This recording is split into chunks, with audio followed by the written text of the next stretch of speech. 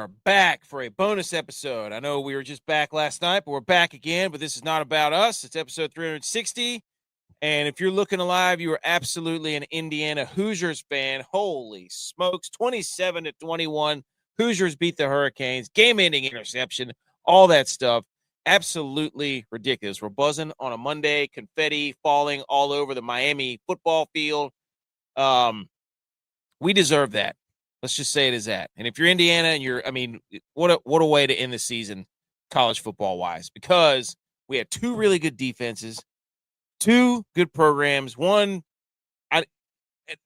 Indiana just seemingly out of nowhere the last 2 years with Kurt Signetti, Fernando Mendoza, his absolutely ridiculous interviews everywhere he goes. You're just like, man, I don't know what this guy, I can't put my finger on this guy, but man, does he make plays.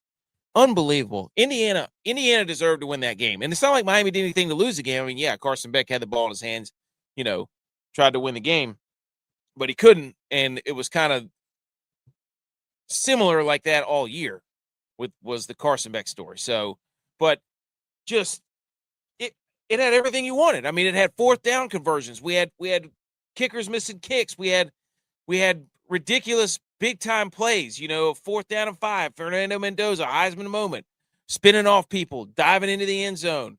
Just a play that will live in history forever if you're Indiana. So we're going to try to go down through this as quickly as we can, because it's a work night, for one. But I'm sitting there in my recliner. I'm like, this game's too electric. We got to do a show. So I always take notes during the show. And that's kind of what we do things here. We go through the notes, and then we take a look at the box score, and we kind of recap that way too. So, but I mean, holy smokes. If you're Indiana, like the amount of people that traveled to that game for Indiana, and the reports are all over Twitter, all over social media, it was insane. So, but we got the Mendoza shots, his parents all throughout the game, the Mendoza cam, Mark Cuban's in the crowd. Like, just it's just so weird. It's so weird, but what it does is it proves that the college football playoff works. This is what people have been saying for years, is if you put a appropriate amount of teams into a college football playoff that looks like a real playoff, you'll get this. This has been curated over time with Indiana and Miami making it both to the national championship. So it's what's good for college football. It's having multiple teams. It's having teams like Indiana. And I mean, now they're a powerhouse, right? Like now everybody looks at them at 16-0 is like, wow, I can't believe they're that good. And they got all this money coming in. It's like, but if they hadn't been able to make the playoff last year and they hadn't been able to compete this year, like you never would have known that, because they probably maybe not would have been ranked number one for some reason. They would have been an SEC school, it would have been Georgia and somebody if the rankings were different. But now, because you've got 12 spots, you can allow that to happen. So this is a kudos to the college football playoff. They're going to try to change it again. They should just leave it alone and just let it be. Just let it be. Because, yes, it looks like now it's like, oh, Indiana's a powerhouse. But, last year, Kirk, Herb Street was up there saying, Indiana shouldn't be allowed to be back in, or something of that effect. I don't know. Don't quote me on that. But this is about Indiana getting it done for everybody else who is to follow Indiana. And it's about Miami getting in, not winning the ACC, getting in at large, winning their game against Notre Dame. Like, they had to earn their way in, and I was skeptical. I didn't want them in. I thought BYU should have been in, but hell, I was wrong. So, and then they played their way to the finals. That's what it's about. That's what it should be about. So, but we're going to go through these notes. I mean, the first half, national anthem is incredible. Like, every time I hear, that is the greatest hype song in America, in American history, the national anthem. Every time I hear that song before a big game like that, I get the most insane amount of goosebumps. It's absolutely insane. Because back in our day, J-Vi and I and, some of our friends, we played on 3 national title. Well, I played on 3 national title teams. And, when you're standing out there and the national anthem's going, like, that's something you don't forget. Back when we were playing at App State, like, we played in 3 consecutive national title games. We all played them in Chattanooga. And when you're standing out there listening to the national title or national anthem in the national championship, and it was a really cool story whenever we did ours, The mics went out. Trace Atkins was singing the national anthem in Chattanooga. The mic went out.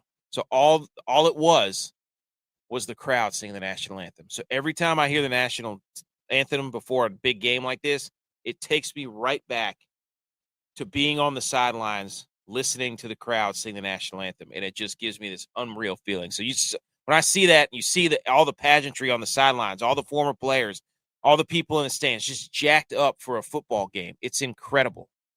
So, I mean, these two teams were similar. They were very similar. You know what I mean? But and the other thing before this that we noticed was Indiana's fan base was rabid. They traveled to the semifinal game. They traveled to this game. It was like 60 or 70% Indiana fans down there. So, but when you get into the game of the first half, we're not going to go all the way through every play of the first half, but there's a couple of big plays. But you could tell that Miami was just feeling everything out and not really trusting Carson Beck early. You know, it was they needed to diversify their playbook. I mean, Fletcher is freaking phenomenal, but you know, once Indiana got up ahead, it was evident that they were a little bit weary of Carson Beck throwing the football. You know, they're used to kind of bullying people on the offensive line. When you look at their offensive line, they're massive. But Indiana is so disciplined. You know, and I got to give it to Carson Beck. He turned it on a little bit, but and then Miami's defense early on, they were playing off coverage and it was kind of letting them go down the field. And Indiana's defensive line too, when you look at the offensive line for Miami, Indiana's defensive line and their gap control and their ability to be where they're supposed to be and fit where they're supposed to be. I mean, outside of the big Fletcher run in the third quarter, I mean, it was pretty much they put hat on a hat, and they are so disciplined. I mean, yes, they're an old football team, but still, like, they are so disciplined, and they don't make mistakes. We'll look at the box score here in a minute, but it's just crazy. You know, you had that, and then in the first half, really the story was, you know, you had the field goal early on by Indiana. I mean, there points were at a premium early on in the first half, especially. I mean, it was what 10 to nothing at halftime. So it was kind of, you know. You had a field goal early by Indiana, and then you had, you know, and that happened with what? That happened with 2 minutes to go in the first quarter, and then you got your first touchdown on that fullback dive. But that was a 14-play drive from Indiana. I mean, that's what they do. They just what do they call it? They just bore. I wouldn't say bore you to death, but they just. God, what's the word I'm looking for? They just preparation you to death. They just boom. It's so methodical what they do. And then it was a brutal PI call, by the way, too. The college football, of course, on a third down, there's a pass interference play because Miami's defensive backs were once they got turned loose, they're aggressive. They're handsy. They play the ball. Like Miami's defensive backs came to play. And then Miami ends up, you know, we had the fullback touchdown, all-time fullback name, by the way. What's that guy's name? Nowakowski. That's a tight end fullback name if I've ever heard one in my life. So shout out that guy. And he was a big part of the offense. Like, these were two very good coach teams. You could tell that they knew what they needed to do, what they had to do. I mean, that number 37 Nowakowski for Indiana was involved. I mean, you're talking about a 14-play, 85-yard drive touchdown. And then Miami gets the ball and they doink one off the uprights, which I got a bone to pick with the uprights. You know what I'm saying? Like, look, you can't in big time games when you know there's mics and cameras everywhere, you can't have a field goal upright post that makes a clang jingly sound. Okay. When that Miami kicker's kick hit the upright to end the first half or whatever, like, it made this rattling, clingy sound. And it's like, no. I need a doink. I need that to be way more hollow. You got to tell me if this is like, I just wasn't expecting that as a football fan. That's just me. So we end the first half 10-0. And also the camera on, they know the people on ESPN know Kurt Signetti and his face, his facial expressions. Like, that dude, he looks like John Mayer up there. Like, he doesn't know it, or maybe he does. I don't know. But his facial expressions are John Mayer-esque, is what I would say. So we go into halftime, it's 10-0. We're like, oh no, like Miami can't do anything. What happened to their defense? Indiana was kind of up and down the field. Miami's offense looks stagnant. They Indiana has not trailed for a single second in the entire college football playoff. Unbelievable. So, in the third quarter, just a brutal third down face mask to open the half. Like Miami's defense comes out and they're like, look, we're playing man. It's man on man, hat on a hat, dog versus dog. Let's go. And then on a big third down, like 3rd and 17, there's a face mask, but it ended up giving them first down, but then they ended up holding. So there was no problem there. And then the next drive, you get the Mark Fletcher. And that dude, what a story Mark Fletcher is. Like, what a story. He's an easy guy to root for. His mom in the stands with just absolutely outrageous sunglasses on, just cheering her face off. Absolutely phenomenal. And Mark Fletcher is talking with one of our old teammates, TJ and Josh. Josh is running back, TJ wide receiver. And they were like, Mark Fletcher's got to learn to run with his pad level a little lower. He's got a little Derrick Henry in his running style where he's really upright. But man, that dude's fast. I mean, there's only one Derrick Henry, but that's, he's got a nice upright, lean stride. I'll tell you that. But he's an easy dude to root for. I like Mark Fletcher. But the Miami pass rush was a story of the third quarter. Like, they were everywhere. They were up and down. And so we thought Miami's coming back, getting this absolute momentum drive here. And then you're like, okay, Miami's offense flames out. It's 17-7. Here we go. Or it's 10-7. Here we go. And then, boom, we get a punt block from Kamara, who came over with Cignetti from JMU, and he makes play of the game. I think he ended up winning defensive player of the game. So all three phases, like when you watch Indiana football, they got a quarterback and an offense they're gutsy. They're not afraid to make the play or try to make the play because they made it all game today.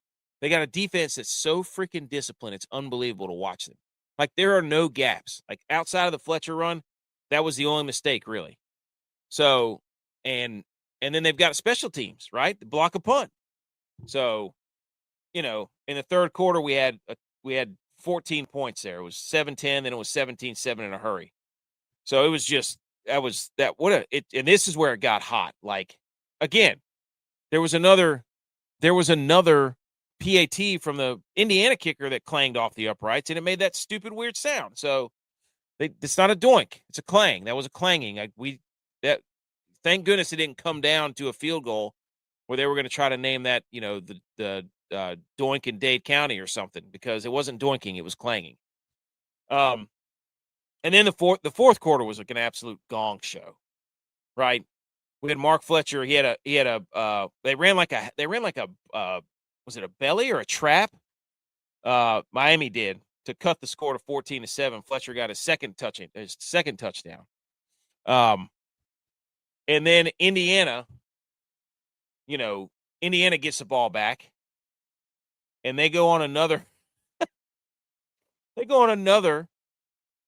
So Miami tops their drive off with a 5-minute drive, 10 plays, and then they get that touchdown for Fletcher, and then Indiana turns around and they go 12 plays. I mean, every drive they had for a touchdown was that field goal was 12 plays, 14 plays for their touchdown, the first one, 12 plays for their second one, 11 plays for their.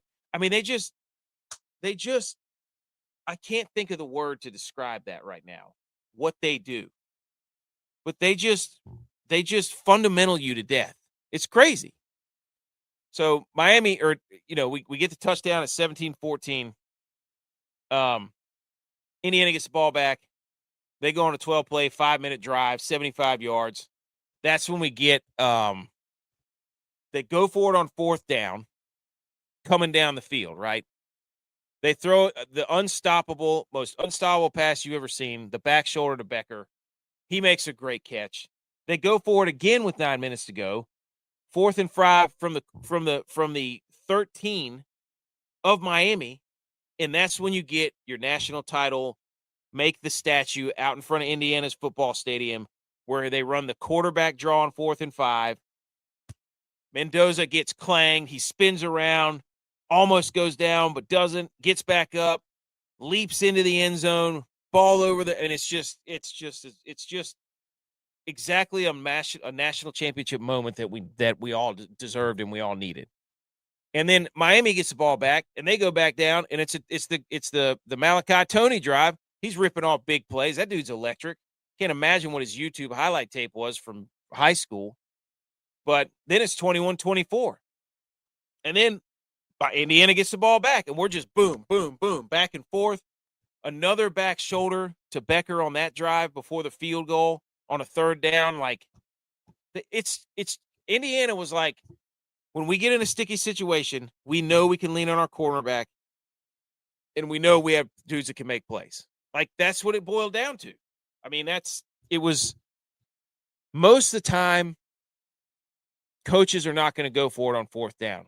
But the trust that Cignetti has in Mendoza and the dudes on the outside, the playmakers on the outside, I mean, that's what he did. He's like, he probably got in the huddle and looked at Mendoza, because remember, they called a timeout before it. He probably got in the huddle and looked at Mendoza, was like, can you make this play? Or I believe in you, you can make this play. And Mendoza went out and did it. Like, that's what it was. That's all it was. So Joe Outdoors is here. He says, good game, go Big Ten, go IU, 16-0 national champs with a Heisman winner in the U's house. I gave you a like. Hey, Joe, shout out to Indiana, man.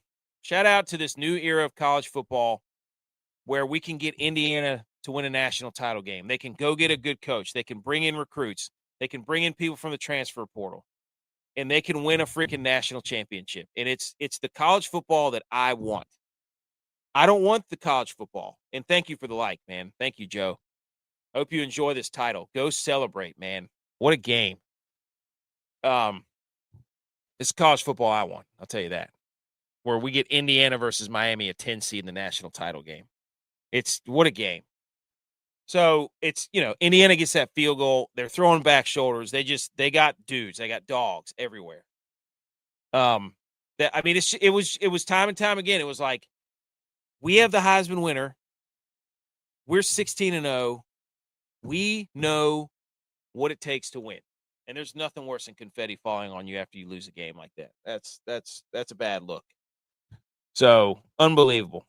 He said, shout out to the Canes, too. They earned their spot. They were both 100-1. Yeah, I mean, they did. That's what I was saying earlier. Like, Miami earned their way in. Like, I didn't want them in to begin with, but now that I've seen, but again, it just goes to show that we just got to get the teams in the playoffs, right? Give yourself 1 or 2. You know what I'm saying? 1 or 2 losses you're okay with. But, man, Mark Fletcher's emotional after the game. That sucks. But what a game. And then, all right, so Indiana gets a field goal. They go up by 6, and we're like, okay, here we go, ladies and gentlemen. Carson Beck. This is why he came back. This is why they pay him the big bucks. This is why he's not going to class. He hasn't been to class in 2 years. Hey, legacy drive for Carson Beck. Guess what? Delay game, first thing. Unbelievable. And then there's a roughing the passer on IU, and I'm like, man, these referees in the biggest moments, they didn't call a roughing the passer for Indiana all game after Mendoza got his bell rung all first half. And then they come out and Carson Beck gets stuck in the solar plexus and like flag. And it's like, oh no, we're not going to do this again. I just watched an entire NFL weekend of playoffs where it was big. It was flag at a big moment. And I'm like, I don't want the game to end like that. Let these two teams battle it out. Let them play through the whistle, be consistent. And then Miami makes a couple of plays. And then Carson Beck underthrows a deep ball down the sideline. Looks like it was in either cover 2 or cover 4. Because the corner was playing underneath, and he just underthrew him. He had him. If he throws that ball to the goal line, it's a touchdown. But he underthrew him. So, I mean, not to rag on Carson Beck. You could tell they were a little bit leery of him leading. And that's what we said. Somebody asked me before the game, what do you think happens? I'm like, if Miami gets down, it's going to be tough for them to win because they're going to have to rely on Carson Beck. Nothing against the guy, but we saw what happened. He threw a pick. He threw an interception. You hate it for the guy because you don't want your college career to end like that. I mean, I remember in high school, that was the last pass I ever threw was an interception. So it sucks. You'll never forget it, especially that. I mean, mine was holy smokes. But so I mean, what a game. What a game. I mean, it was everything we wanted. It was big plays, physical defense, you know, it felt like every yard was gained and earned, and that's what you want. Now you've got other schools that are inspired by Indiana, 16-0 teams in major college football history. That's a shot at the FCS and D2. Ferris State went 16-0 at North Dakota State. But Yale in 1894 went 16-0, and Indiana 2025 went 16-0. There you go. But it's just beautiful because we're going to get more schools like Indiana. And the problem is the people that are running the show, that are running the College Football Playoff Committee, are so involved with ESPN and so involved with the SEC. And they got all these TV deals and network deals, and all the money's tied up in that. And now you've got these independent people coming in, right? He said it's so sad how the 49ers lost to the Seahawks. Yes, Michael, it was sad. But hey, man, credit to the Seahawks. Like, I hate the Seahawks. They were better. The defense was better. I mean, there was nothing we could do about that. There was nothing we could do. Like, McDonald outcoached Shanahan. Seattle was healthy. They attacked the weaknesses. So, but I'm just hopeful for college football because it's like this format at least has some leeway and some leverage to get these idiots out of the way. The last thing we need is for them to start doing away with auto bids. That's the last thing we need. So I'm hoping there's more Indianas. I'm hoping there's more stories like that. It's incredible. Let's just take a look at the box score here because, dude, I know. You see my flag back here? See my little football? You see my little football? Sorry. Or my helmet. It was sad. It was so many injuries. I mean, you're right. It was. I mean, the fact that they made it to the divisional round is incredible. I mean, leadership, coaching, Purdy playing out of his mind. It was incredible. Those of you listening to the podcast, we film in front of a live virtual audience. So I'm getting ready to wrap it up here because I got to go to bed. But the team stats. That's what I like to. Oh no, let's look at the box score. So Mendoza finished. He was 16-27, 186 yards. No touchdowns, but he did have that incredible rushing touchdown. The two-headed monster for Indiana, 139 rushing yards. Mark Fletcher was sensational for Miami. Carson Beck was 19-32, 232, a touchdown, one interception, back-breaking. But Malachi Toney is just – what a unicorn that guy is. Unbelievable.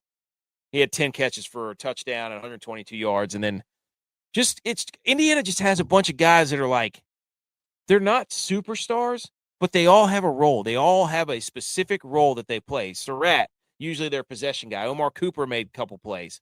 Charlie Becker, he's the back shoulder guy. Like Nowakowski had a couple of receptions early when they couldn't get it going. So, it was, and then, Miami's defense, there's players everywhere. Torrey, Bain, Basanth, the safety that had to sit out, the DB that had to sit out. So what a game. What a game. Okay, let's take a look at the team stats. I love looking at team stats. First downs, Indiana 20, Miami 15. Third down, Indiana was 6 of 16, Miami was 3 of 11. So that's a big deal. Fourth down, Miami was 1 for 1, Indiana was 2 for 2. Like, you love seeing in a big game on that final drive, Indiana just says, you know what? This is how we win natties. We want to be legendary. Let's go be legendary. Let's go get a fourth down. Play to win the game. God, I love it. Total yards basically even. Passing yards, Miami has the edge. Rushing, slight edge to Indiana. Penalties, kind of even. Only one turnover in this game. Like I said, I mean, this thing, for the most part, was a very clean. It looked like a national title. Like, both of these teams deserve to be there. You can't look at that and say both these teams didn't deserve to be there. So, kudos to Cignetti. Kudos to Indiana. Kudos to the Hoosiers. Kudos to Miami. They earned their way there. They played their way in there, and they were right there with them. They're the only team to keep it close against Indiana in this playoff.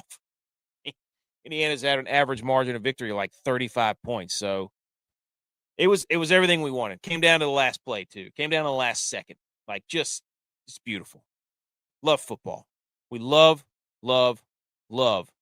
football. I mean, that's it. That was the last college game of the year, though. You know what I'm saying? So, all right, we got NFL playoffs. We're gonna be back in a couple of days. I just wanted to get on here, do a little stream because I couldn't help myself. I gotta go to bed though because I'm tired. I gotta go to work, but nothing better than talking football with everybody. So, if you're listening to the podcast, you're new to the YouTube channel, new to the Rumble channel, Instagram, all that stuff. We really appreciate everybody joining, keeping it going. And go follow us on all our social medias. Go download the podcast, subscribe to the podcast. It's out, iTunes, Apple Podcasts, Spotify, iHeart, Good Pods, Amazon, anywhere you find your podcast, that's where we're at. And then all of our social medias. You go and you type the Millie Goats on any social media or basically any social media, and we're right there with you. Twitter, we're most active on. But anyways, so we appreciate everybody tuning in. If you're listening to the podcast, thank you. Everybody have a great Tuesday. We will be back Wednesday night to preview, to talk about this game a little more and to preview the championship weekend of the NFL slate. Until then, look alive, ladies and gentlemen.